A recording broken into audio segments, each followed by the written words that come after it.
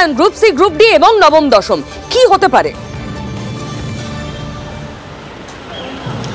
দেখো 2016 যে নিয়োগ প্রক্রিয়া সেটা যদি সবার ওয়েমার্কশিট এইরকমভাবে পুনর্মূল্যায়ন করতে হয়, সংখ্যাটা 1 লাখ 2 লাখ নয়, 23 লক্ষ।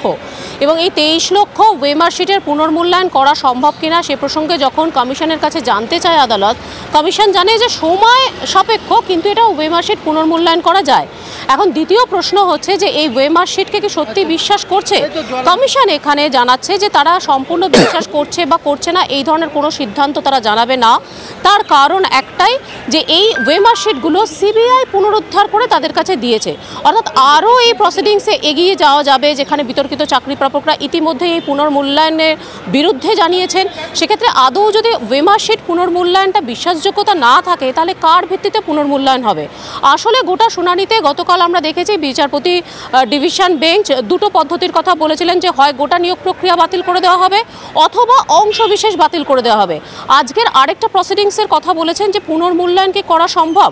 কোথাও গিয়ে বিতর্কিত চাকরি প্রার্থীরা যারা এত দীর্ঘ শুনানির সাথে অংশগ্রহণ করেছেন তাদের চাকরি বাঁচানো যায় কিনা একেবারে শেষ চেষ্টা করে দেখছে আদালত, এমনটাই মনে করছে আইনজীবী মহলের একাংশ।